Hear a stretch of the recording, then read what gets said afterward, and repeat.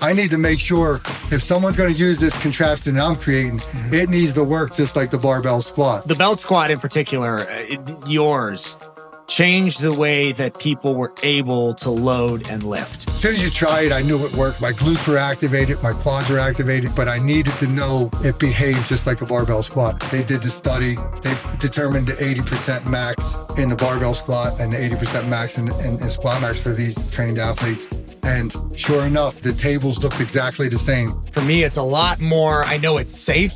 And if I really want to go heavy, I'll always do the belt squat. I don't do heavy barbell back squat really anymore. Football became my passion and training. Even again, at 9, 10 years old, I had a good friend who was in high school, and it always freaked him out because he came to my little basement gym when I was in 8th grade. He was an older guy. He was a power lifter. He was trying to help me.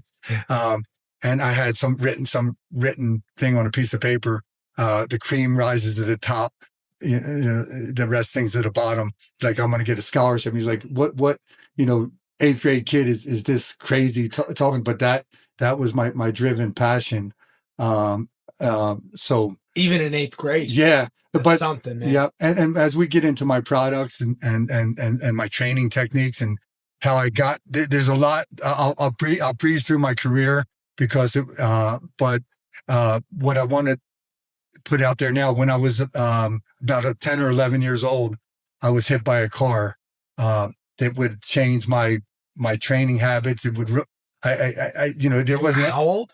10 or 11. Wow. We played street football. Everything was in the street. So when you did a 10 and out, the 10 and out might have been a 76 Buick that was going to meet you in the middle. Yeah. I was struck by a car and was that how you got hit? Were you guys playing in the street? I mean, playing football? I'll be honest with you. I think I stole a paper boy's bike and I was joyriding and God punished me, but we'll leave that out.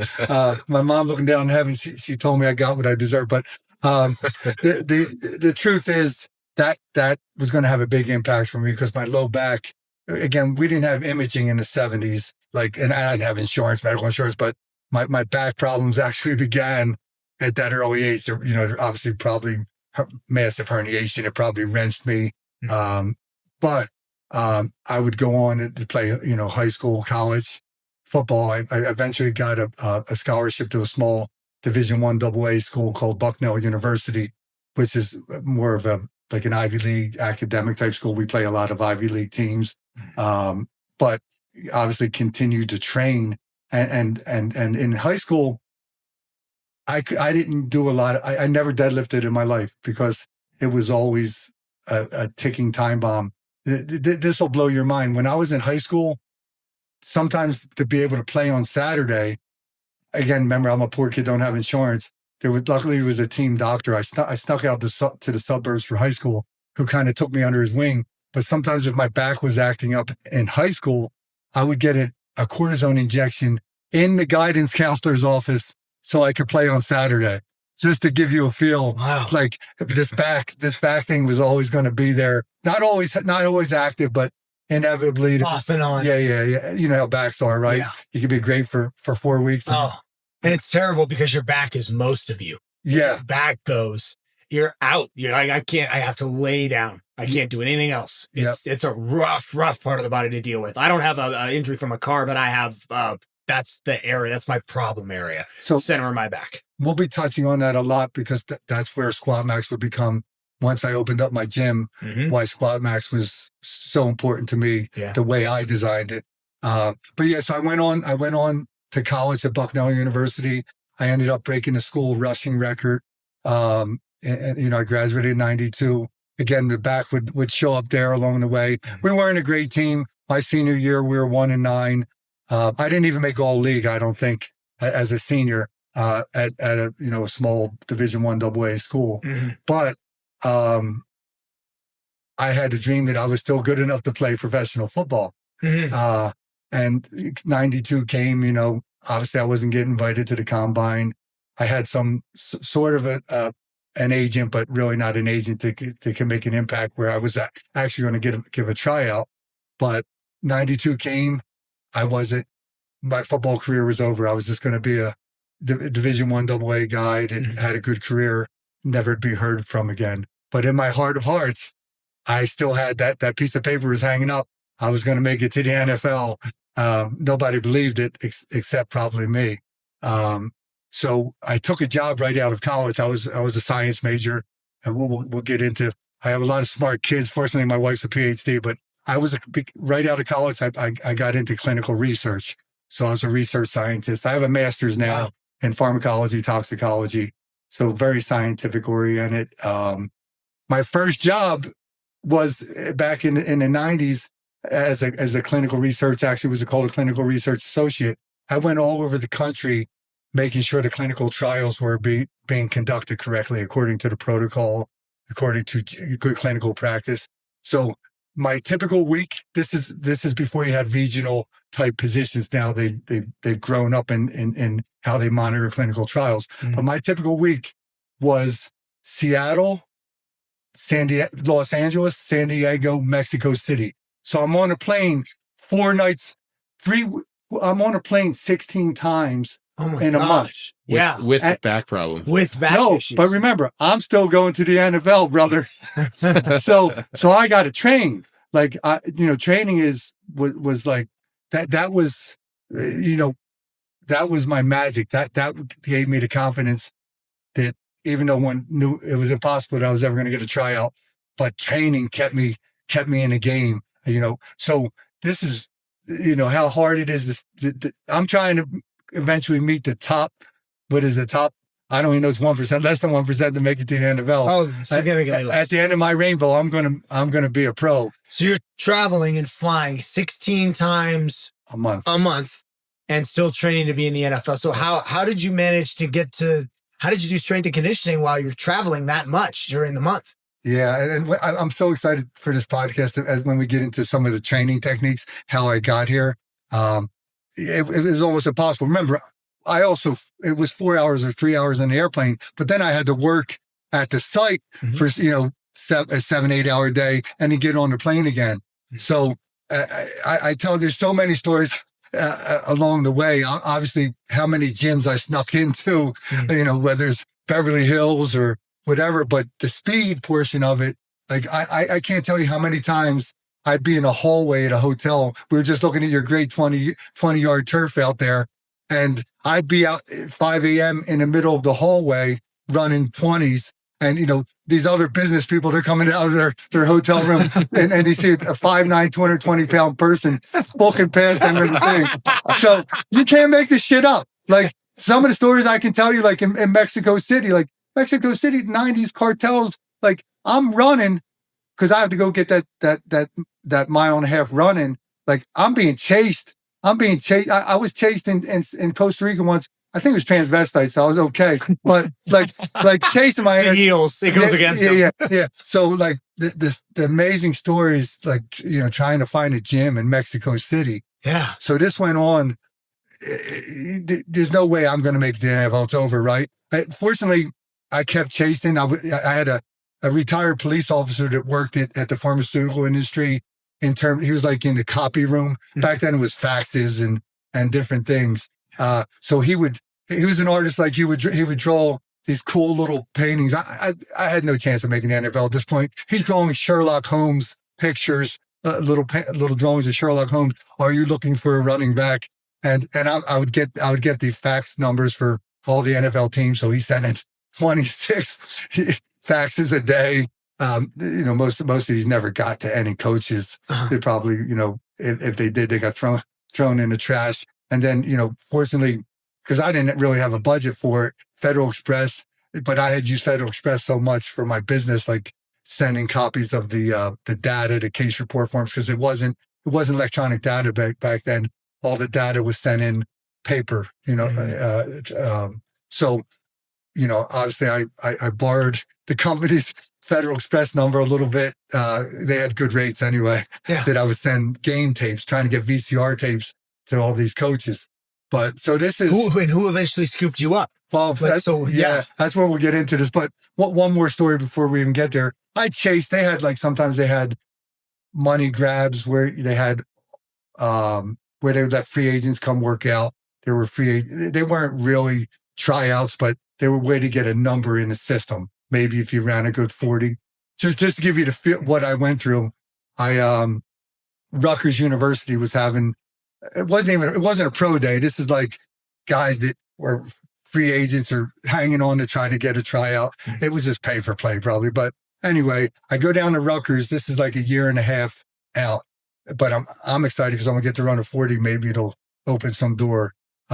So they have the snowstorm of a friggin' century. This is like 1993, I guess, in like a year and a half out of college.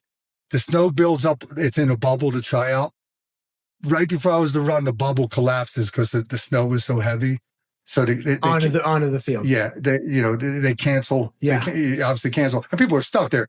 I'm so pissed because it's looking like I'm never going to get this tryout. Yeah. I'm driving a 1975 Malibu, Chevy Malibu, rear wheel drive, and I go on the turnpike because I'm fucking pissed. I'm just going to go home. Maybe it's done. And I didn't know it, but they closed the turnpike because the snow was so bad. And I'm getting stuck on the turnpike, nobody around, and I have a dumbbell in the trunk. So I have to put the dumbbell on my gas pedal, and I'm revving it with that dumbbell. And I get behind the car. I have to push my car, and it'll slow down because it's in the snow. I have to chase my car down the fucking turnpike to get back in it. So the writing's on the wall, right? With a dumbbell on the accelerator. Yeah. Okay. Yeah. So fortunately, that dumbbell was in there. I had to train when I could train. So there's no way in hell I'm probably going to make an NFL team, right? So it come 1994, like my last season was 91. So I had been out of football. I would play in some flag football, rec leagues, different things. So Buddy Ryan gets hired in Arizona in 1994. It was a big story. How old are you, Pete? I'm 33. Okay. So I'd be 3 years old when 94 was rolling You missed around. all this, but yeah, it was a lot of excitement in Arizona. But long story short, he coached him for the Eagles when I was in high school. And he was a really well-known, like a real tough guy, like Buddy Ryan, Mike Ditka. Rex Ryan's dad. Yeah. But Buddy was Rex on steroids as far as intensity. Yeah. So I knew if I could get to this guy, he would because he'd be mean enough if I could get an audience with him, he would maybe just try me out to tell me I suck. So, but how are you going to pull this off, right? I got to get to Arizona and try to get an audience with Buddy Ryan. So long story short, February 1994, I had plenty of frequent flyer miles.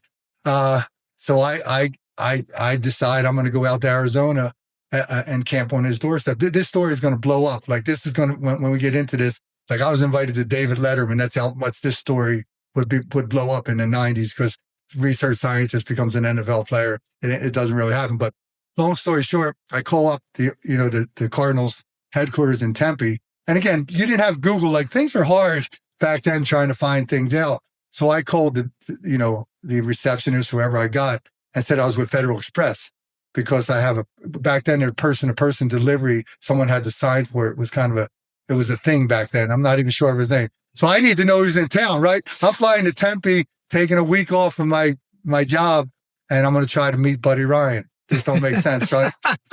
Okay. Yeah. So I show up, obviously I don't know what day it was. Say it was a Wednesday. I was there for a couple of days, but it was a Wednesday and I'm, trying to scout out the area. I think they said he was going to be in town the next day on a Thursday. So I'm there in the parking lot. This shit ain't going to go right. Parking lot of the field, the training facility. Yeah. Okay. Obviously there's security and different things. So just to scout out the area, I had my game film, my cleats. I had sent Buddy Ryan plenty of letters. Remember that old Philadelphia police officer? Yeah. Ain't no way he's going to get them. But I had to do something, right? It was desperation time. I was thinking, people looked at me like I was crazy. Like, dude, grow up. Your career's over. Like, I'd be the guy dropping down doing push-ups in the hallway of Department 2. Because like, motherfuckers, I'm still I'm golden. I'm Rocky. I need the shot, right? So I sat at the receptionist for a couple hours. I don't know why she didn't call the cops. I guess I was good at sweet talking back then. And then I got a good idea. I sort of knew that he hired Ronnie Jones at the time as his defensive coordinator. I sort of remember my strength coach in college, Jeff Connors, knew Ronnie Jones had gone to like a strength clinic or something because Ronnie Jones was actually a strength coach before he became a defensive coordinator. So I'm like, I didn't know that. That's cool. I have nothing to lose, right? So I said, hey, can I talk to Ronnie Jones? Can you just tell him I'm friends with Jeff Connors? who knows where this is going to go? It might all end here. And Jeff came, and Ronnie Jones actually came out, and I guess because he knew Jeff Connors, right? Strength coaches like each other, and sometimes, yeah. So now it's different in this era. Back then, it was more cordial. It wasn't social media guys trying to one up each other. So I said, "This is why I'm here. I know I can play. I can run a 4.5. I do this, that. I got up to. I was a 700-pound squatter. At Bucknell, I did 450 for like 20 reps as a senior, working around my back issue, which we'll get into. And so Ronnie took my film. I went home for the night. I figured I had nothing to lose. And I figured Ronnie Jones, apparently he got a hold of Jeff Connors, like, "Hey, Jeff, there's a fucking lunatic here in the lobby, says he knows you. We're about to call the cops. I don't know what to tell you." And luckily, Jeff Connors said, "I haven't seen Brian in 3 years, but he had some real physical attributes. He may be worth a look." Yeah. And I didn't know that night Buddy Ryan came into that night. He actually came in late. So he looked at tape. I don't know why he would look at tape at me. Yeah. But he had planned to work me out the next day. Buddy Ryan. But I'm sitting in the lobby. I don't know any of this, right? Yeah. I'm just ready. Here I go. I'm going to wait for Buddy to walk through the door. Here comes Buddy. It's like, whatever, 8 o'clock in the morning. And thank God I didn't rush him because I got too fucking scared. I had this whole thing rehearsed what I'm going to say. Buddy walks in, goes into the office. I'm like, "Good morning, coach." I'm like, fuck, I can't believe I flew all the way out here to do that. But it probably was a good thing because if I probably rushed him. Yeah. Because I choked and I sat on the couch, maybe 20 minutes, half hour later, the receptionist says, "Buddy Ryan wants to see you." I'm like, what? Is this really happening? I feel like my heart's, remember, I've been chasing this my whole life and he has no business seeing me. Well, I have no pedigree. I have no game film from a level other than Division I AA. But remember, it's Buddy Ryan. I figured if I get an audience with him, he may do it. Sure enough, I go back. He said, "What brings you here, son?" And this quote actually ended up in Sports Illustrated. I said, "Coach, I know I can play in the NFL. I got physical attributes, blah, blah, blah." And I said, "I'll do anything it takes. You want me to go down on the kickoff and rip someone's head off in your honor? I'll do it, coach." He loved it. And this blows my mind. Buddy Ryan was known as a really tough coach, organizational skills. He pulls out one of my faxes in his drawer. He said, "This is you, right?" I'm like, "How the hell do you have that?" I didn't say that, but it left such a lasting inside. Yeah. So now it's game time. I got my tattered cleats from Bucknell that are like 8 years old at this point, and I'm going to go out in the field, right? It's do or die for me. It is a running back. So if I don't run somewhere in the 4.5s, I don't have a chance. Fortunately, sure, I did that. Yeah, on in front of him. Yeah, in front of his coaches. They had me do different things. Because he actually said we looked at the film, and I think I liked some of the stuff in the film. And this is blowing my mind, right? Because I tried to, I'm from Philly, so I tried the Eagles, Ritz Kotite, these New York Giants, somewhere close. This is Phoenix. But I figured they took my letter and wiped their ass that day and never looked at it. But this all happened. So that within like 5 hours of all this going physical, they signed me to a contract. Holy cow. How does this happen? So I'm calling my parents. Like they thought I was down in New Jersey Shore for the week, chilling. I'm like, I just signed with the Cardinals. They're like, no one believes this, right? So he wants me back that Monday. So I got to fly home, tell my business, like I need to take a leave of absence, blah, blah, blah. I can't miss this opportunity, but I didn't plan to stay. They started off-season workouts. This was whatever it was, like February, maybe a month before the draft. Sure. So he wants me out there Monday, and this is probably Friday when I find it. So I fly home to Philly, get all my stuff, and they put you in a hotel. These are for Buddy Ryan when it's a new coach. They have they're not just mini camps. They let off-season workouts, and a lot of veterans are going to come to this because it's a new coach. But yeah, and so I signed a contract. Now, what's the chances that I'm actually, that's just a contract. NFL's, these are not guaranteed contracts. I didn't have a big signing bonus, but that was a good number. Even in the 90s, what you paid, what you got paid, say I was making 30,000 or 35 as a clinical researcher. This was probably like 140, 150. So Quite a leap up. Yeah. Plus, it's the dream. Yeah. It wasn't about the money, but just, you'd have taken less. And there was no way I was going to make this team, right? People thought this was, I'd be home the first. I may not make it through the mini camp. So for people who don't know, you've been signed a contract to come and try out essentially and be a part of the team, but that doesn't mean that they pay you a long-term contract. Or all NFL contracts are not guaranteed. So how long was your contract? It was a 1 year. It was a 1 year contract. But it's not worth the paper it's written on because you have to make the team, right? That's everybody. That's even the veterans. Like if they cut a veteran, he doesn't get that $5 million, but he already got his guaranteed money. So anyway, I show up at this camp. Not camp. Show up at these off-season workouts, and again, a lot of people get signed during the off-season. They're cut 2 weeks, 3 weeks later. Like it's a revolving door. Sure. The chances of me sticking around, we'll see where it goes. So I'm going full speed, right? This is my one chance.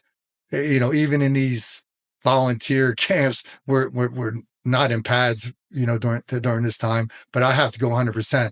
This is my chance. So fortunately, some of the veterans are getting pissed off, early on because who's this asshole going, hitting us without pads. 100%. Yeah. And, fortunately, I thank him till this day. You guys are too young to know, but there was a guy called Chuck Cecil, the heat-seeking missile. If you get a chance to look him up, the baddest dude, one of the baddest dudes. You'll see him. He's on the cover of Sports Illustrated. He played for the Green Bay Packers, Chuck Cecil. Mm-hmm. But long story short, this guy was on the cover of Sports Illustrated saying, "Is Chuck Cecil too tough for the NFL?" That's how bad this guy. He's on 185 pounds. I was about to ask, how big is this guy? A strong safety or free safety. At 185? Yeah, maybe 195, but not a big guy. But he tells me, because some of the veterans are getting a little frustrated with me, he's like, "Dude, keep doing what you're doing." And thank God he didn't have to. I'm nobody. If he doesn't tell me that, you'll see him with his nose always broke open. If you're able to find one of Sports Illustrated, but thank God he. Oh yeah. He looks like a bad. If you could, his nose always got cracked open during the game. But thank God that's a veteran, well-known veteran said that to me because I never let go. I never stopped pushing the gas. And he was on the team at the time. Yeah. He didn't have. Nobody cares about this random kid, but thank God he did that. So. I made it through all the mini camps, and then we were headed to there he is. They don't make them like that anymore. Went to Flagstaff, and there were a lot of things that went on in my personal life. 1 week before I was to leave for camp, my brother was home from the Air Force, and he was found he drowned in a canal. We think he didn't want to drive. He was walking it off. So a lot of trial and tribulations. But, that I thought about not even going. But I show up at Flagstaff and have one of the most craziest camps. And that year, Rudy came out, the movie. Mm-hmm. So now Rudy, obviously, they're going to give me the name Rudy. Still pisses me off because I consider myself Rocky. I don't think Rudy wasn't squatting 700 pounds. Yeah, but he's about half your size. Yeah. But crazy things started happening. First preseason game against the San Francisco 49ers, Buddy puts me in, and in the second quarter, like not this, the 49ers won the Super Bowl that year. He gives me like 12 carries. I averaged like 7 yards a carry. My first run, there's a video of it. Maybe we can pull up later. I break like 5 tackles, get 15 yards, and the crowd starts chanting Rudy. So now you see where the story's going. Even that quote. When I first met Buddy Ryan, I'll rip someone's head. They did a big article about Buddy before the season started, and that quote was in there. They're like, "It has started, the Buddy Ryan era." People showing up out of nowhere saying they'll rip heads off in his honor, or it said, clinical scientist 3 years removed, just because he sold out the Cardinals that year. Like it was a new atmosphere. Yeah. So sure enough, I make the team, and that's when everything started. I was on radio stations out here like Camel. I don't even know if Camel exists. Yeah. I was here. Yeah, it is. I was on like the Tuesday mornings. I was the DJ. That's awesome. Like, man. It was crazy because it took such a life of its own. Like CNN every day, someone was in there. Fox, New York Times publishing articles, because this wasn't possible. This is a dude that was. So what everybody hopes they can do. Yeah. Leave their job as a desk individual and go and get on the NFL team just by determination and grit. Yeah. And it wasn't like I was actually doing something physical. I was a research scientist, right? Yeah. 3 years removed. So first game of the year, I'm traveling to we were playing the Los Angeles Rams at the Coliseum, and I'm there. I wasn't even playing special teams. I made this as a backup running back, which is unheard of because the special teams coach probably didn't think I'd be around. Yeah. So it was kind of a messed up situation, but I was in the first game, a 2-point conversion to try to tie the game. Unfortunately, we lost, but the story never ends. I come home from Los Angeles and I get a phone call that my father, who's a big role model for me, probably was going to die this week. So I had a choice to leave the team. I remember I spent all this time trying to make this team, and my dad has having congestive heart failure. Things weren't responding. So I'm like, buddy, I'm really sorry. I have to leave the team. I need to go see my dad. He may not be here at the end of the week. And buddy, to me, thank God, Buddy Ryan's like Santa Claus to me. I've always said that. He's like, family comes first. I'll have a spot for you if you make it back. Meaning probably practice squad, he can't continue to leave. But I left the team for a couple of weeks. But that hurt me. That hurt me because you get your foot in the door, you can't leave it. But I don't want to get into it. But do you want me to finish out this first year? You want me to finish out the story? So I did come back a couple of weeks later.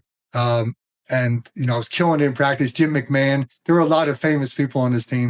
Jim McMahon, who was the backup quarterback, the old Bears. He still lives in Arizona. We'll have to get Is he really? Down. Yeah, we'll have to get him. I know he was in Arizona. Yeah, we'll have to get him here. He's one of the first NFL quarterbacks I ever remember his name even being said in front of me. Yeah. Seriously. Yeah, he was that guy. Like, he appeared in movies. He did it all. A rebel of his own side. But so long story short, I'm back. I'm going hard in practice. I'm on a practice squad. And game 4 or 5, the Cardinals, we're not doing great. We sucked, I was hoping to be great, but we start to win. Hey, and I'm like, I guess I got to go tell Buddy. I got to call another meeting with Buddy.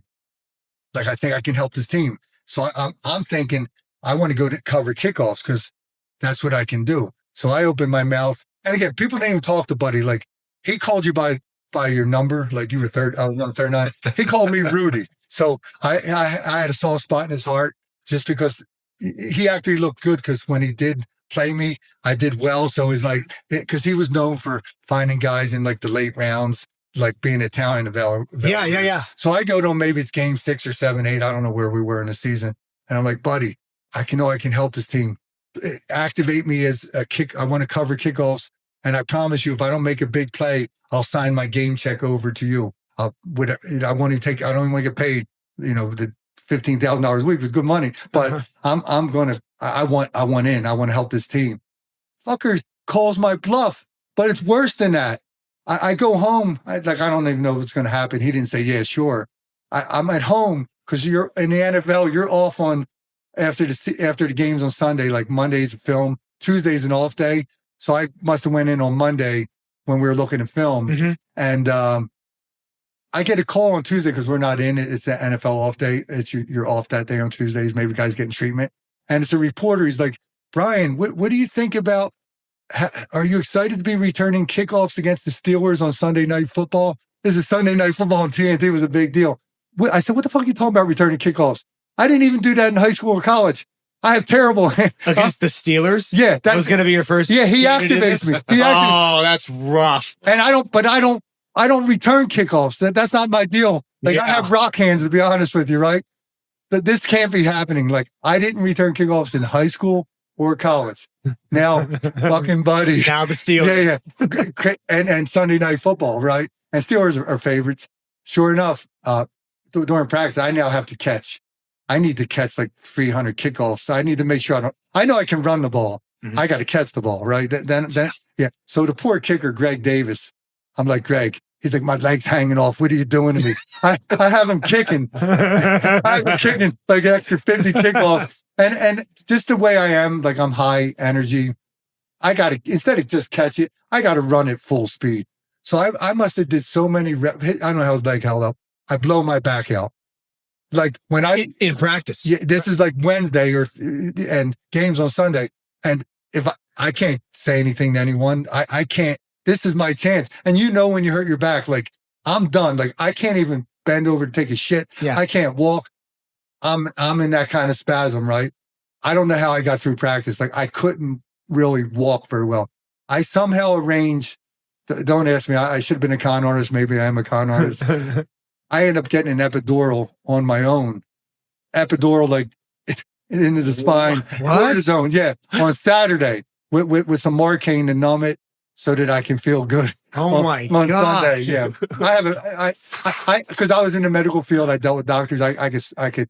And this was this still the 90s or was this still the 90s? Yeah, you can get away with a lot more stuff. Yeah. So I do play on Sunday and I do really well. Like I had one like 30-yard return and the crowd's hyped. Like you can play, there's some YouTube videos. You imagine 60,000 people chanting Rudy as you return the kickoff. Like you can't make this up. Like this is like, movie stuff, right? So it did well. Again, now that epidural is going to wear off. I was in such bad shape, but we're going home to Philly. I'm still alive. Like we won the game, did well. Yeah. I'm the guy. So I'm not going to miss this Philly trip. Again, back is, you can't, the epidural got me, but so I had to again get through that practice to get back. I'm returning these kickoffs against the Eagles. That's my hometown team. And I hate them because they never gave me a tryout. And it went well. We lost the game, but my back was so bad. I basically went on like an IR, but I finished the team on the practice squad for the season, but just the back always at the wrong time. That's how backs are, it's the wrong time. But I got an accrued season because I played in enough games and on the active roster, so that's what's accrued season. You need 2 years for a pension, but so amazingly I pulled this off. And what was cool about this, my film was because of my brother passing away, my father's health, and my mom had some health issues as well. I had a chance to come back to Arizona for 1995. I played the 94 season, but the Eagles hired a new coach and they wanted to sign me. So because of all Buddy was my best chance because his practices are full pads, full go. Ray Rhodes, who got hired as the Philadelphia's coach at the time, came from San Francisco. So I didn't know this. I just wanted to get home because it was too much stress, having parents with health issues, your brother dying. Yeah. Even though I owe Buddy everything. So I was good. My game film was good enough. The guy that was good enough to sign with another NFL team. This episode of the podcast is brought to you by ASOP, the Arizona Education and Scholarship Opportunities Program. ASOP is a federal nonprofit and Arizona school tuition organization. Contributions to them turn into a dollar-for-dollar 100% matching Arizona income tax credit. Corporations can contribute up to their entire income tax burden. Yes, even if it's millions of dollars, you can still claim that. ASOP turns those dollars into scholarships for underprivileged children in low-income households to attend private schools in Arizona. Furthermore, individuals can contribute as well. For individuals, the cap is roughly $1,000 per person or $2,000 for those married filing jointly. For more information, visit www.asopkids.org to learn more today. And now, back to the episode. Amazing backstory, bro. Yeah. Seriously. That's I've heard dozens of stories of the way people got into the league and the ways that they succeeded or didn't succeed and how they would. I've never heard anything like that. That's incredible.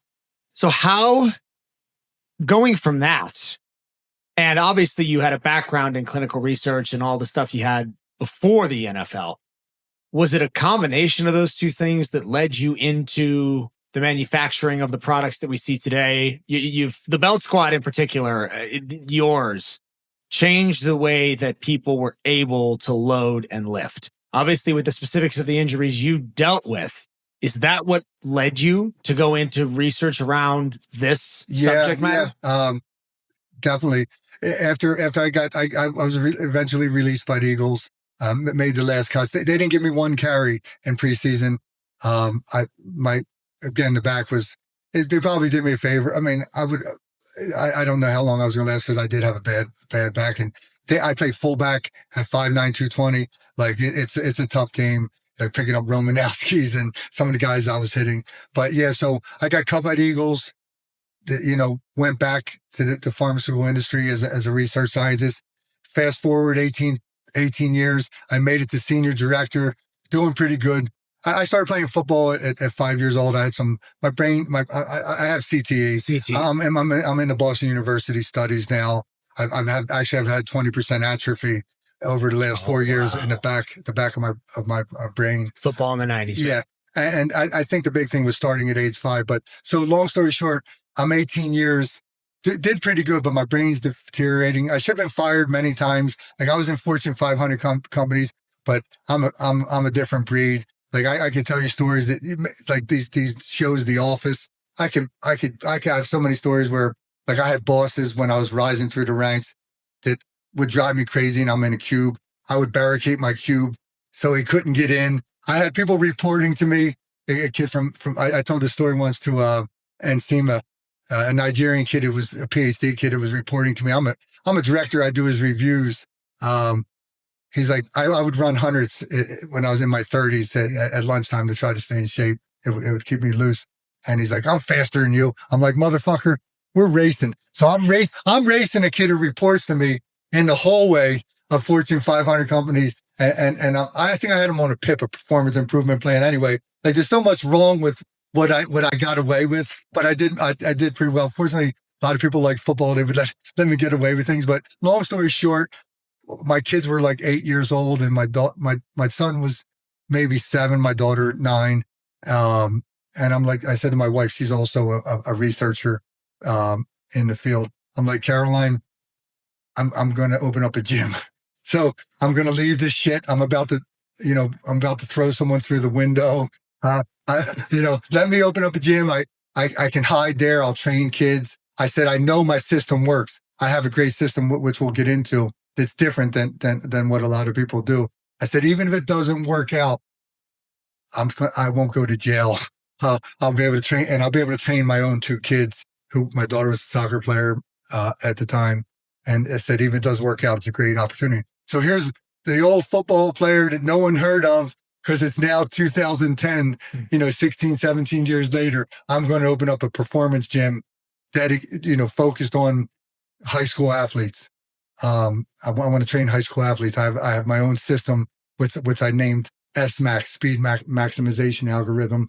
And we can talk about that. I'm a research scientist, as you mentioned. So data, I'm into data, and I had done everything under the sun. I was lucky because of my back injury at Bucknell. They did a lot of power cleans, the strength coach, but I didn't do it. I refused. Fortunately, we didn't have a formal strength coach my freshman year, and I broke the freshman rushing record. So I had some clout where if I had been a year or two later, I probably would never finish my college career. The strength coach would have finished my back off. So I was able to push back on, it was one of the greatest strength coaches, Jeff Connors, who helped me get that NFL tryout. I'm like, Jeff, I can't do power cleans. I'm not doing deadlifts. I didn't even squat, but true. So I was able to add my own things. I said, I'm doing step ups, but I did start doing back squats. First time in my life, I had used a lot of leg presses to work around my back pain in high school. As soon as I started squat and do the step ups that I was doing, and he let me do box jumps with dumbbells instead of power cleans, because I just didn't want to hurt my back. I went from a 28-inch vertical to 38 inches in like a year, 14 months. The fucking back squat with that combo. And what was cool is he would test us in the spring. I was number 1 on the chart on, there was a grading system. I don't know, the fastest 40, the highest vertical, without doing all the power cleans and everything. And what I noticed, and we'll get into it more, is, remember, my dad was a boxer, that whole thing with push-ups, pull-ups, some of the calisthenics.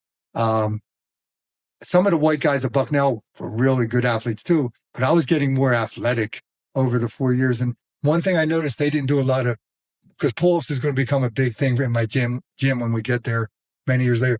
I figured I started to piece together relative body strength. Like, I'm able to maintain the control of my body. Like, these guys, some of those guys are bench pressing more than me. Some of the fullbacks, or even some of the tailbacks. Kid was bench pressing 425 at a certain weight, but he couldn't go up there and do 20 pull-ups, because I still was doing clap push-ups and things that weren't part of the program. So I noticed that, I was doing more single leg work because of the back, like step ups. I'm like, man, when I get pushed out of bounds, I don't fall out. And we'll get in when I start to analyze. Now that I'm opening up a gym, I'm now saying, I know what got me to the NFL. Let me take what I was doing and see how's it going to work with these high school athletes. And I can't believe what I'm going to tell you. You're not going to even believe the numbers of athletes that went on to Division I and how many went pro. So this system that I came up with, first thing I did was create a baseline evaluation. Like if I'm going to train these kids, this wasn't like a meat market. Like I'm actually going to, things are important to me, relative body strength. So pull-ups, like that was going to be a key number. How well did they control their body weight? Feet, like proprioception. So I'd have kids do stupid things like not just lateral sticks, like standing with your eyes closed, balance on one foot. But not to digress, just to throw something in there. Before I opened up the gym and when my kids were like 2 or 3, remember the old back issue? I would still hurt it every 4 months, 5 months. When my kids were real young, I had a medical emergency. I didn't know it was a medical emergency. I had something called Cauda-Equina syndrome. Have you ever heard of it? No. Well, I wish I had Google. I would have been fine. One of my herniated discs, it just massively herniated, and where the spinal cord ends, it's like a horseshoe. That's kind of the fuse box of everything. When this happens, and it's like one in a, I'm the guy that defies statistics, right? I make it to the NFL, no chance. This is like 1 out of 900,000 people that have herniated discs have this happen. I had gotten an injection the day before, so I thought maybe hit a nerve. I was getting genital numbness. If you don't get surgery within 24 hours, you can be paralyzed. I just thought I hurt my back, right? Here we go again. I'm laying on the floor. My mom's vacuuming. I had an in-law quarters. She's vacuuming around my head. I'm laying on the floor. I went 3 days before I was taking a piss. I fell back, split my head open. Became a medical emergency, but I was getting paralyzed. So what do they do? The surgery, all you need to do is remove that massive herniated disc off that fuse box, off that Cauda-Equina. But it's not an issue. It's an emergency. But if it's done within 24 hours, you may not have issues. Yeah. Long story short, when this was done, I was fucked. Mm-hmm. I had 2 young kids. I had bladder. I lost my bladder, pissed in my pants in a diaper. Wow. I lost control of my abductor, glute med. That's some of my training would be influenced by this. And I had foot drop. I left the hospital where the guy thought I was going to need a walker for the rest of my life. Oh my gosh. But me with fitness, so I'm doing side leg lifts. I remember being still in the hospital doing side leg lifts. I couldn't move. I couldn't do it, but I was trying to move my leg on my own, standing to the end of the bed. So fortunately I still have some neurologic deficits. Like I have a hole in my left calf that's pissing me off. I see Mark Bell doing sprints. I might cut my leg off just so I can beat that bitch in a race. I'm gonna get one of those blades because I'm in such good shape, but I can't because of the so you can't do flexion and extension.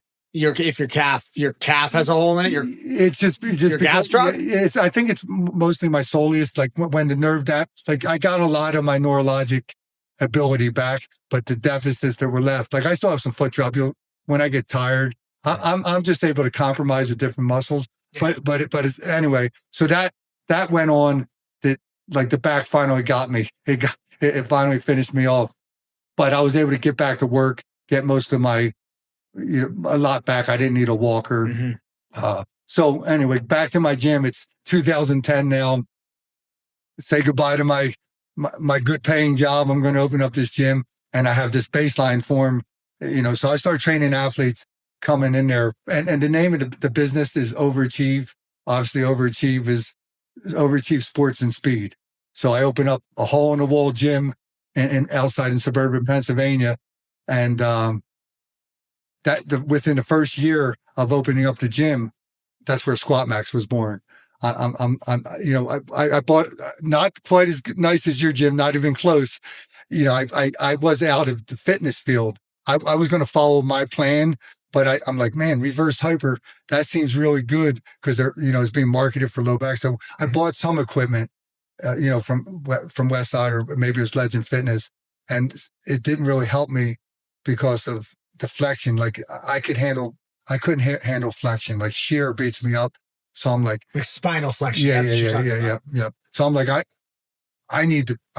remember, I'm training my own daughter. I want, just like you said, I want the benefits of the back squat where the rate limiting factor isn't my low back, or the rate limiting factor isn't for a female athlete. They just don't have the strong upper body. Their legs are never the rate limiting factor. So within the first year of opening up this gym, which I kind of bit off more than I can chew, like I had a secretary. I don't have any business skills. Like I'm a scientist, right? The gym was half-assed run from a business perspective. But when I get to, so now I'm patenting a piece of gym equipment at the same time. And it was so important to me that, I used everything trying to work around my back pain. Like in the 90s, my strength coach buddy, he's like, I got a Smith machine at the gym. It's going to be great for you. First fucking rep, I blow my back out on this thing because it was anchored to a fixed point.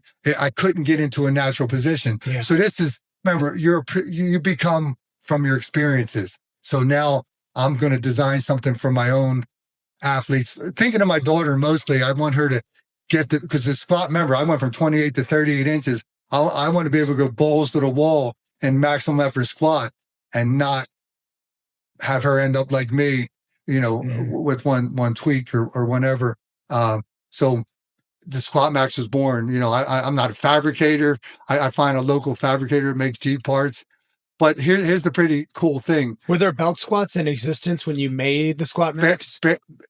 I think Louis might have had a cable going on. The Pitch Shark wasn't well known at that point. And Matt Winning hadn't made his? No. His came after? Yeah. So there. But again, when I did this, it was about, I need vertical. I need a pure, something that's going to pull straight down on the hips, because I was so shear sensitive. But here's the key, pretty cool thing. No one had even done a belt squat study. There's some out there now. We can talk about the research. But because of my Catholic guilt, I need to make sure if someone's going to use this contraption that I'm creating, it needs to work just like the barbell squat. So again, I'm trying to open up a gym. I'm getting some traction. Kids. It's hard to get kids fast. Somehow I became a baseball facility, and we can get into that because Raul Bañez came, a famous MLB, which I want to touch on. But somehow 60-yard dash is so important you can't play college baseball unless you're a pitcher or, 250-pound home run hitter, unless you run a good 60. So I start getting some notice because I'm having kids knock off a half second. Guys that were running 7.6s are now running sub 7s. Like you got to be usually it's under Which 7. For people who don't know, that's tremendous. Yeah, to shave off a half a second. It's not easy at that level. I almost feel like I'm making this up because that's how hard this is, right? To knock off a half second. But we can get into the data and some of the training. But I also start trying to contact local colleges that have exercise science or that are. So Widener School of Physical Therapy was doing a lot of research, published studies. I'm like, I have this belt squat. As soon as you try it, I knew it worked. Like my glutes were activated, my quads were activated. So I knew this thing worked, but I needed to know it behaved just like a barbell squat. So within 2 or 3 years of patenting this,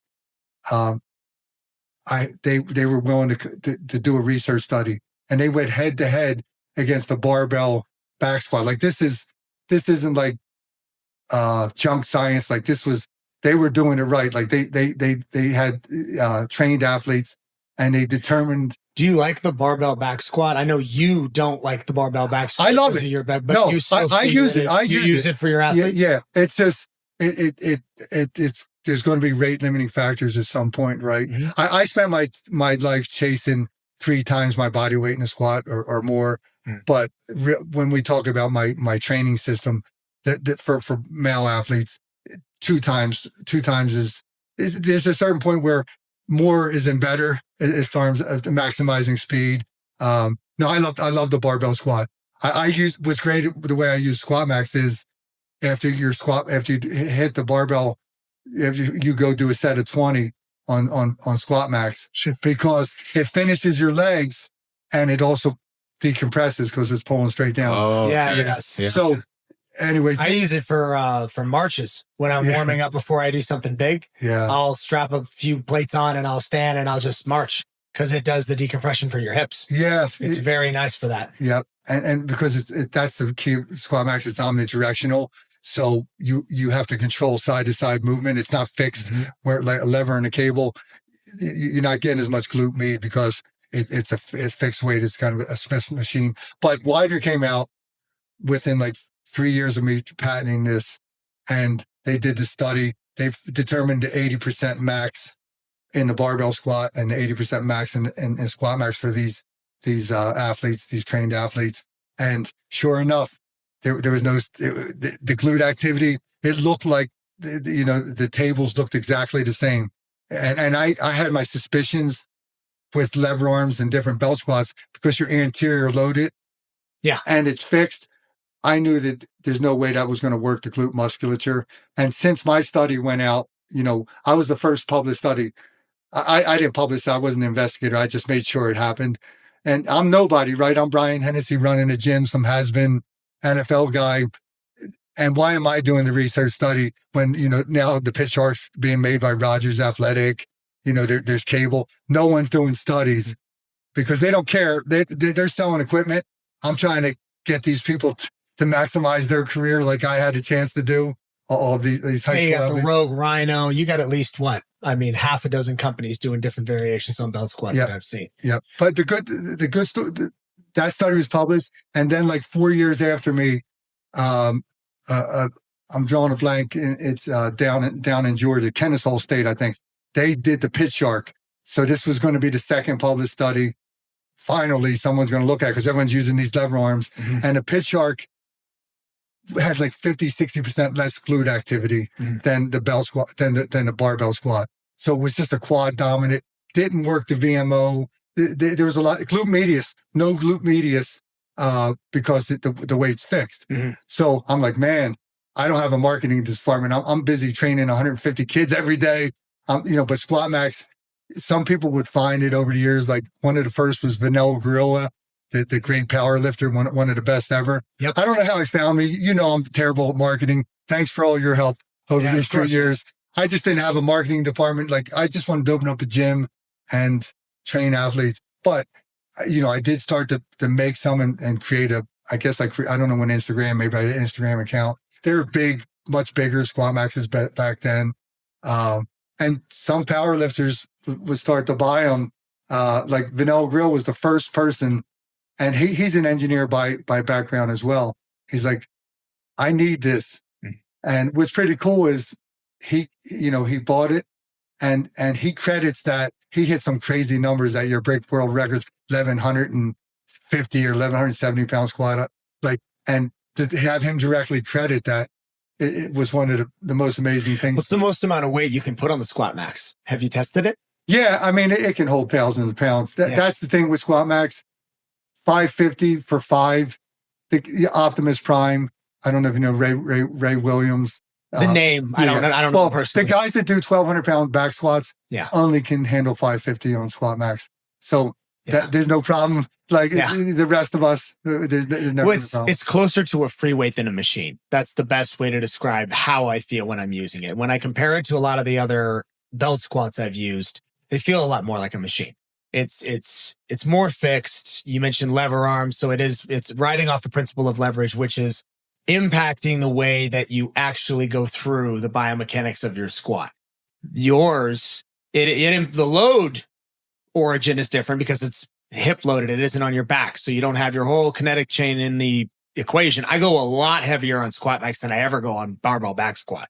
For me, it's a lot more, I know it's safe. And if I really want to go heavy, I'll always do the belt squat. I don't do heavy barbell back squat really anymore. And I was never somebody with an impressive back squat to begin with. I just don't have the anatomy for it. But I noticed that if I really push the leverage, no pun intended, on a back squat barbell loaded, I get a lot of the problems with my back. Even somebody who doesn't have a past history of injury in that area.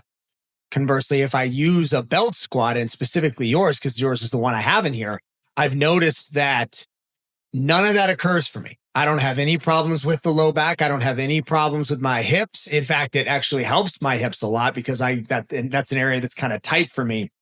But I really love the way that I can load it and overload the legs, the quads, and especially with that pin adaptation you have, you can really target your quads or the glutes, whichever direction you want to go with your squat. And you can do it really heavy, and you can do it in a way that's safe. And I love the band attachment. Where you can attach the bands at the base. Yeah. That's good too. That's an interesting adaptation that you took because it's varying resistance. Obviously, as you stand, the band stretches, gets harder. But for some reason, it feels so like I've done the SquatMax without the bands and immediately went back to putting them on because I'm like, oh no, it's so much better. It's so much harder. And you can load up bands so much easier than if you were to do like another variation of a squat, like a barbell back squat, because you have to take them from the barbell down to, if you have a platform with hooks like we do, you got to go around and around and around. In yours, it's just a small little loop that you kind of just keep twisting and you get more and more resistance. Yeah, that's everything you said there is exactly why I created it. The omnidirectional movement was non-negotiable for me. Remembering when I hurt my back on the Smith machine, like you need to be able to get in your natural position. What was pretty cool, what you guys are talking about, it made me think of Raul Banez, so I definitely want to touch on. He's one of the first. When I opened up my gym, just to finish off the gym, I just sold my gym to basically gave it away to my assistant coach because I'm half retired, just focusing on equipment. But in 12 years of the gym's operation, we had over 500 athletes go on to play their sport in Division I. And over 20 go on to play professionally. Cool. You being in NFL, having trained NFL athletes, you know that these are kids that started with me in 8th grade. This isn't like I had kids come to me for combine training. These are my I call them homegrown pros. Like it's pretty crazy that 20 of them went on to play in the pros. But to talk about Raul, this was a pure, because I know I could get kids faster, and hopefully we can get into some of those training elements, like some of the single leg work. But this guy, he got cut by the Phillies or released by the Phillies. He was pushing 40 years old, 39. He found my gym. Remember, I don't market. He's pretty much done. They're not sure. He's not sure he's going to get signed by anyone else anymore. He comes stumbling into my gym. I think because on my website I had reverse hyper. Raul's. That's why I want him to come here and do some of the stuff with you, your hyperbaric chamber. He's a fitness fanatic. That's why he made it to the MLB and lasted till he's 39. I think he sold out of reverse hyper. He's like, you know the name Pete Bomarito? Raul's trained with Bomarito's right up there with all those guys. Like he's a top nationally known guy, combine trainer. He just wanted to use my gym and follow Bomarito's program. Bomarito came up, and the 20-yard dash is everything for me. He needed to get faster and more athletic, maintain his athleticism because he's an outfielder. And I timed him, and that's not my style. I got a mouth. I was happy to have Raul Banez. He was very popular with the Phillies the 3 years he played, and he ran a terrible 20-yard dash when I timed him. I said, listen, that's a pretty good program for this guy that you have, but I'm not doing that with you. I'm like, I can get you faster, motherfucker. And I can get you athletic again. Like he was doing some time under tension, some different things. So Raul came and ran a really slow 20-yard dash. I'm not going to say the number, but he's my friend now. But he knocked off like 0.3, in like 2 months training, and he's feeling great. He was one of my first big time athletes. Like my 9th graders and 10th graders, they hadn't made it to the pros yet. I hadn't gotten that first crop, that started with me. So he came in year 2 of the gym, and SquatMax was being patented and studies. He fell in love with it. Like this is the biggest proponent because of Raul. SquatMax ended up in the Yankees. Like this is before anyone even knew. He was the number one guy. Like Mariners, he recommended like A-Rod, you name it. He was getting traction. But Raul liked it so much. He signed with, long story short, he ended up signing with the Yankees. He got another chance, after my training. Went and had an amazing career year with the Yankees. Had like 21 home runs. He wanted that thing so much. He had the Yankees put it under the dugout where you do like DHs get warmed up on the dugout. Yeah. When he was DHing or whatever with the Yankees, he would, with the bands like you were talking about, he would go do a set of 10 right before he DH'd because he liked the decompression. Yeah. And so it really warms you up. Yeah. So long story short, he had this great year with the Yankees. He signed back with the Mariners. He's 41 now. Same thing, took his SquatMax under the dugout. I'm like, I'm going to make it now, man. I don't need marketing. He ties the major league record that's that year after the second year of training with me of 29 home runs for a player over 41. Wow. He tied Ted Williams. Amazing. And I sent you that article before for today's Seattle Times. He's crediting. He called SquatMax the fountain of youth. It's because he said it gave him mobility and decompression. That's why I named it MD. I added the MD to SquatMax. But this is a guy with miles on him, just like we're talking about.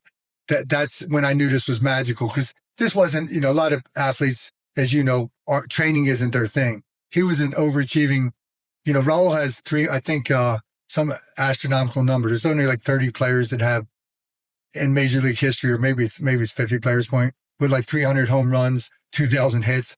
And he was like us, like training was his thing. How important is training as we get older?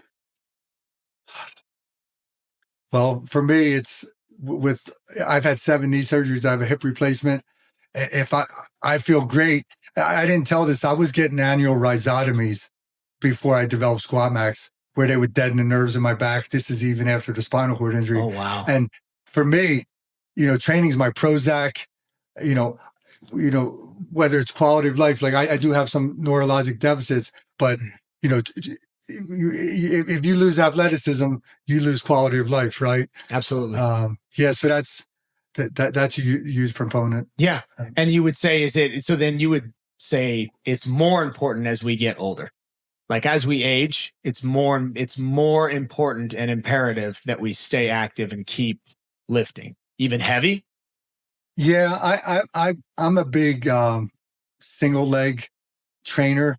So, I train I do train some older populations and myself. Like I'm not a big loading up spines as you age.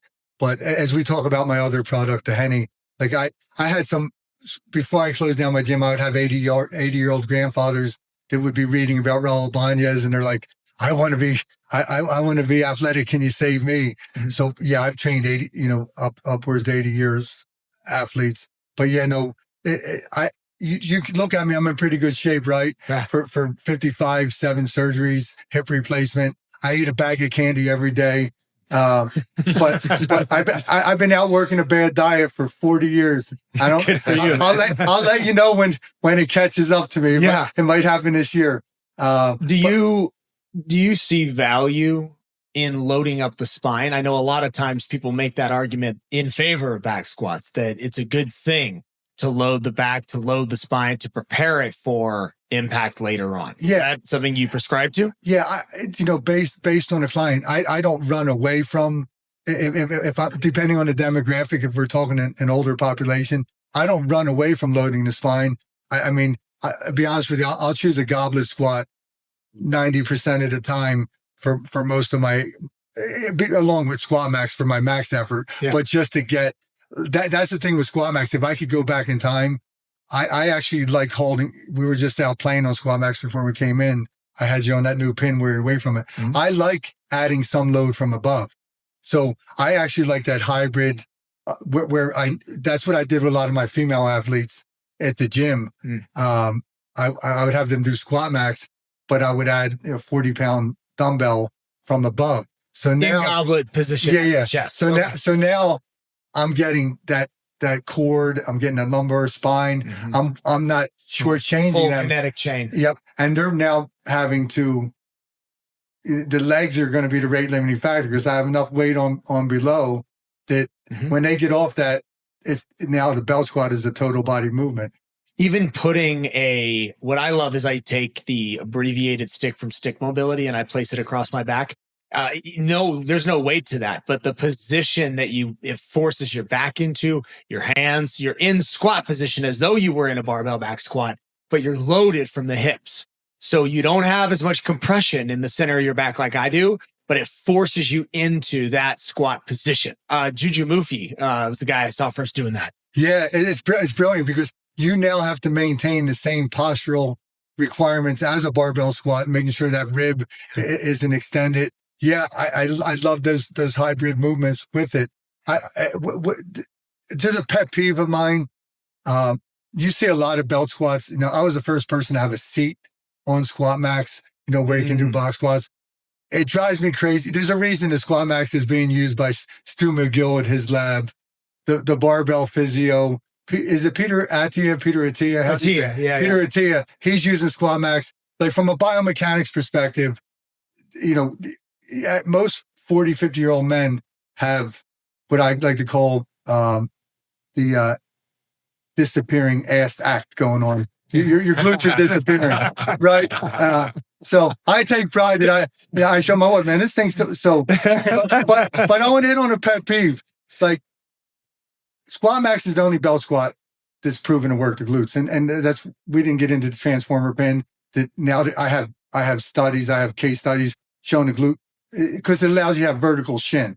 So what's driving me crazy is seeing cable belt squats and lever belt squats trying to sit back with vertical shin to get more glute. I know why they're doing it, to get more glute. Mm-hmm. Well, that belt is loaded forward. So when you push your shins back, that belt is now cutting through your spine. So I'm not going to, name names. Like I've been contacted so many times now by people that hurt their back on lever belt squats or cable. JJ Watt, one of the greatest football players ever. I'm not going to name the lever arm. Lever arm blew his back out on a lever arm belt squat. No kidding. The reason I know this is because they come and get SquatMax. So he called you or his the strength coach. The strength coach. Yeah. So I've had dozens of people. Like people don't realize you can get hurt on. If you want to use a lever, you're going to use a cable.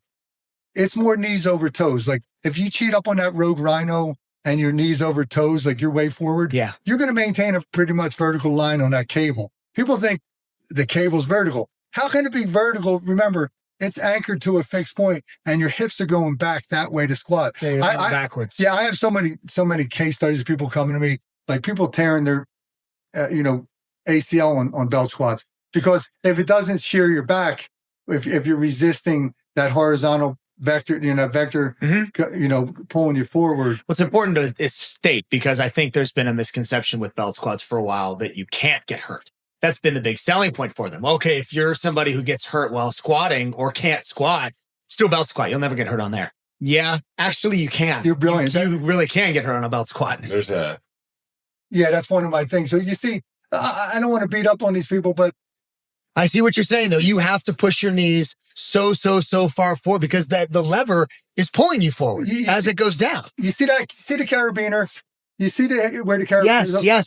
That's going this way. It's horizontal. It's in front of his toes. Mm-hmm. Like, I don't have time for that. I have 70. I hate those things, by the way. Those little rack attachable, tiny little arms that came up for, we have one for a bit. I'm like, I'm not. But you said it brilliantly. People thought belt squats were foolproof. Mm-hmm. Like, you can't. No, you can't get hurt. Yeah. You can load it up as much as you want, and that's not true. You can get hurt.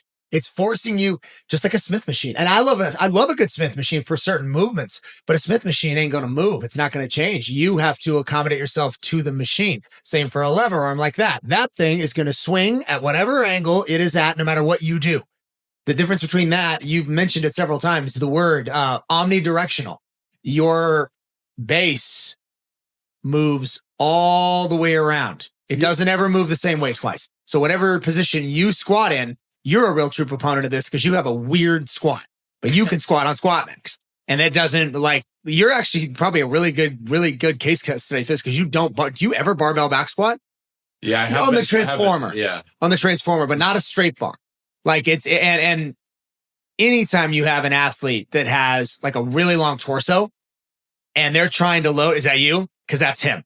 anytime they're trying to load a barbell back squat and really load it up, that's a lot of the best squatters in the world are people with small torsos, thick legs, but they're short, they're small people. That's a good squatter. That's somebody who can really move weight. But this lever arm belt squat idea that everybody else other than you seems to really be pushing. Maybe the Rhino is slightly different because it isn't a lever. It is going down to the point where the what do you call the wheel is? It's directly below you, but it still isn't the same. It isn't moving because that wheel, that point is still fixed. It's still fixed, and you have to accommodate yourself to it. It isn't accommodating to you. Yeah. That's the best way to really put it. You're on all cylinders here, my brother. That is the difference. That omnidirectional movement. Because here's the deal: when your glute medius, I don't know if you can find a slide on SquatMax MD. I just wanted to show you that Widener University eventually came back after the original study versus the barbell. It would be on my website. I'm not even sure if you can find it, but they did a head-to-head against a lever arm, a cable, and SquatMax. So just three. Yeah, just which see, is that? Are those the three cacategories? Simply put, cable, lever, and SquatMax. SquatMax being patented. Mm-hmm. And the study, I'm hoping you can pull it up. Just like we're talking about glute activity, glute med was SquatMax had significantly statistically significant more activity. But what I love what you're saying there is, if whether you're 80 years old or we're training athletes, the fact that you need to stabilize the SquatMax load because it can go left to right. That's been a big thing. When you have a bad back, if you're doing an exercise like glute medius, your hip stabilizers, your lateral hip stabilizers are so important when you're trying to recover from a bad back. Mm-hmm. Everyone thinks they're using these lever arms, they're getting a substitution for the squat, the barbell squat. And it's not the case. I would argue I would do a leg press before I would use a lever with my athlete because it's quad dominant. Yeah. If I want quads, leg press. The leg press is fixed, just like the lever arm. But I like the fact that, my back might get some compression from a leg press, but I'm not getting sheared off. I'm not having a belt cut through my spine because if you're using enough weight, like JJ Watts, he's one of the best athletes. He's loading that lever arm up with a lot of weight. And if he's pushing up and down vertical, he's not going to get hurt. But that vector found a little spot between the vertebrae. Forward. Yeah. It's even worse if you're trying to do something hinge based. I love you. If you can go down, there's a graph. If you're trying to do something like an RDL, go down. Or something hinge based on. There it is. Hold that right there. Yeah. So obviously SquatMax is the one with all the activity. Oh, okay. So first category SquatMax. Second category is the shark. The lever arm's the worst. And then the monster rhino. Yeah. The cable is definitely a better choice. But getting back to that point, like I'm not knees over toes. I'm knees behind toes. I have 7 knee surgeries. I'm not chasing. If you see that, they told me I was going to need my knees replaced by the time I was 40. Mm-hmm. I'm 55. As I told you yesterday, I hit 55. My knees, and I had some MRIs recently, like the guy's like, how are you not have your knees replaced? My VMO is so juicy right now, and I'm not going knees over toes. See the VMO? That's that top graph to the right. It's a funny story. When I first started training high school athletes, my female athletes were getting these massive VMOs. This is my first crop, so I had them 3 or 4 years. They would go off to college and they only barbell squat. Then they'd come home at Christmas time. And I remember this Division I volleyball player. I'm like, what happened to your VMO? It doesn't look as juicy. I'm like, could the SquatMax really be the difference? And it was bro science, right? I didn't have. And then this study was done years later where they. For people who don't know, that's the centermost part of the quad. Their quads were larger before going to college. Then they shrunk. That inner quad was, and it was just without science. I like to tell everyone. In God I trust, everyone else show me data. So you and BioLane. Yeah. So I was, I never, he stole that from someone. I've been doing research, see before BioLane was born. This was shocking when the study came out. And again, I think part of it is VMO is a stabilizer. You have to stabilize the load when you're using SquatMax. Yeah. So, but that blows your mind. See that glute medius? I couldn't figure out why. And I don't want to harbor on my gym. I wish I had publications. I don't. In those 12 years in business, we only had one of our girls that worked with us at least 8 weeks have a non-contact ACL. These are girls that they're playing sports where it's probably 30% ACL tear. These are girls that are going on to, play national team soccer. Like I'm not dealing with like these are high level girls where, and I'm not saying it's just SquatMax, but when you see that glute med, you see that VMO, and then all the plyometrics. Like I do a lot of plyometrics. I do, because remember I wasn't a power clean guy because of my back issue. So that was we do more plyometrics than most people, but to have one, non-contact ACL, and I'm talking thousands of girls, it's something very, very impressive. And again, I'm not just pushing my product. Remember this, I don't even know how this is now in 35 countries because I was just trying to solve like when I created SquatMax in the back of my gym, first opened, it wasn't, man, I'm going to get rich off a machine. It was like, I just left. My wife's going to kill me. I have a midlife crisis. I left a good paying job, but I'm in it to win it with these athletes. I had a saying at my gym, you don't have to be blue chip.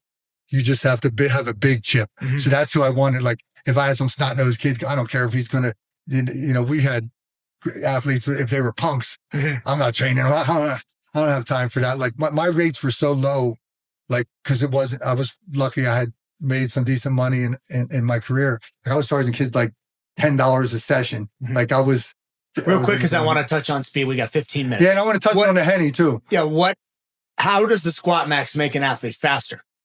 Well, I'm not. It just became a way that I can maximize lower body strength. It was something. I could get people faster without SquatMax. I'm not saying, but in a program where like my daughter, I never told you, but my daughter, she has the most goals in Pennsylvania history in high school. Like she went on, so she was one of my first Frankenstein monsters working on this. But just to give her as an example, I never really back squatted with Kate. I could do my maximum effort legs with a 30, 40 pound dumbbell in her hand, like we talked about, holding it like a goblet, and SquatMax balls to the wall. So all these athletes got faster, but I could have gotten that speed. I don't know if I couldn't have done max effort barbell squats as with these high school girls like I could with SquatMax, because I couldn't they couldn't get hurt with SquatMax. Like I train groups of 12 at a time. I couldn't spot, like I would be scared to push certain athletes because a squat isn't going to make or break your career. It could break it. It's not going to make or break it from performance wise. But no, SquatMax just became a tool where, like, I ended up training. I think out of the 20 athletes, 10 of them, 8 to 10 of them are minor league. Like I did a lot of throwing sport athletes. I don't know if I needed a back squat. I was chasing maximum effort, leg development, and that's where SquatMax. And I didn't shortchange them because now that we know it actually behaves like a barbell squat. But just and then we'll get off this and get into speed and Henny since time's running. But just again, the for that older population that have a lot of arthritis in their knees, that's where SquatMax, it is the fountain of youth. We started this conversation where it's driving me nuts seeing people using vertical shins, because the load isn't like you said, it can't be manipulated. You got to manipulate your body when you're using a fixed machine. Whereas SquatMax, you're manipulating that load. You're playing chess instead of checkers, because I'm able to manipulate that loading pin with that pin that allows me to have vertical shins to get more glute without, they might be getting more glute. I've never tried a lever arm where I'm sitting on but you are getting shear. That might not matter for someone that's not shear intolerant, but if you're chasing longevity, I'm not going to waste some of my juice on I'll chase my glutes on a different exercise whereas SquatMax, you're getting glute and quad like a squat's supposed to be. When you're training someone on the SquatMax and they're brand new to it, what is the progression for like increasing weight? Are you looking for a certain range of motion before you add more and more weights? Yeah. Even in my gym, I won't let any of my athletes, until they can goblet squat 80 pounds with good form. 80 pounds on the SquatMax, or no, 80 pounds on a dumbbell. I won't even let them barbell squat. But for SquatMax, I'm not a crazy person with weights. I use RPE. Yeah. Rate of perceived exertion. I know some of these kids, I'm not getting the exact thing, but my whole thing was based on like initial person in my program never lifted. I may not even start them on SquatMax. I may start them with the goblet just because I think it, like you're talking about, it cleans it up. But I have exactly what you talked about, using a dowel. I want them, like, there's too many people in bell squats where it looks like some weird dance. It's all sloppy, like learning to have proper, like having that core control. Mm-hmm. So, but yeah, so I don't always put them on. It depending how good their squat is. There's better ways. Form comes first before you add volume. Yeah. But I don't feel, I'm not concerned that I've never had a kid get hurt using SquatMax. Really? Yeah. Ever? Oh, that's awesome. Yeah. And what was cool about the seat, it wasn't designed that way, but if they could, because I hate people getting over relying on the handles. The handles. Me too. You're losing. Makes it more like a Jefferson. Yeah. Is that the right? Is the Jefferson squat? Yeah. With the handles? And they're sitting back on these cables, pushing their glutes back. Yeah. Chasing that. Like, you're losing that neural drive. Like the squat is a powerful exercise, as I've talked about. For me, going from 28 to 38 inches, you're sacrificing that. So in my gym, we may do the handles on the last set, but it's not so much where I want you pulling those handles. I actually want them to kind of push the handles down. Just more for a stability perspective. And we were doing like a motion around the handles. Yeah, I haven't seen anybody else doing this. So I'll just say I came up with it because I did when we did it. Kind of a similar motion to when somebody does an air squat, where in a rapid motion, their hands will ascend when they descend. Well, your handles are about that far apart. It's kind of the perfect width for this. What I started doing was when I would go down, and the pin he gave us is going to fix this problem because we'll be further away. I would bring the hands up kind of around the handles instead of actually grabbing the handles, because I noticed early on when doing the squats, if I had my hands on those handles, the squat was somehow easier. And that's not good, because obviously we're not in the business of easier. I'm trying to make it harder and more efficient on me if I'm going to be doing it. So I took the hands away, but I still had to do something with them, unless I was doing the barbell variation with the stick mobility, or I was doing a goblet. If I wanted to just do the belt squat, I would go down and my hands would come up, and I would bring them almost up, like in the front of the handles to my chest, and then come up sort of like an air squat, but very slowly, like a very, very slow air squat. I love it.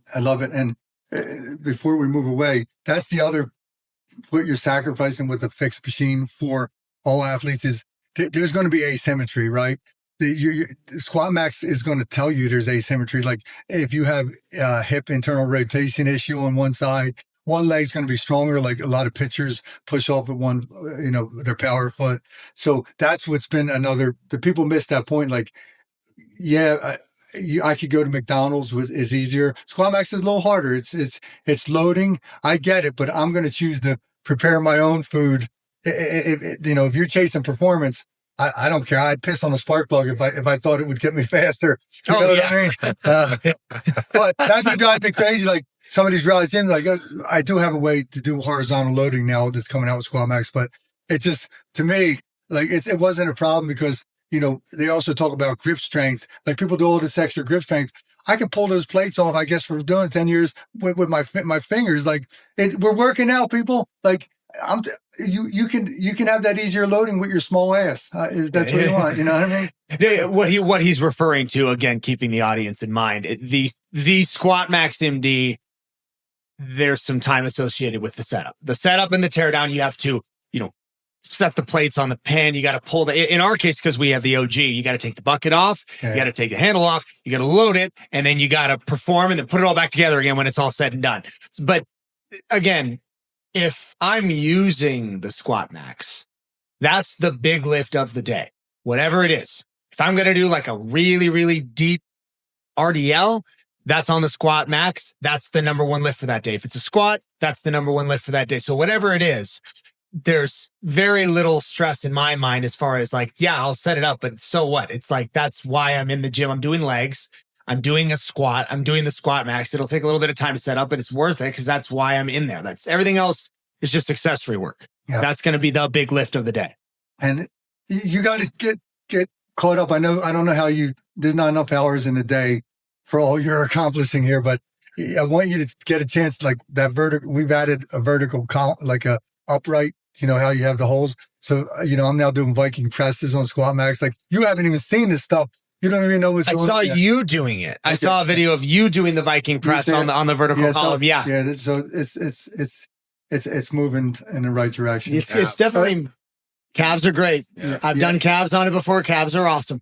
My favorite exercises on it are by far the RDL and the squat. And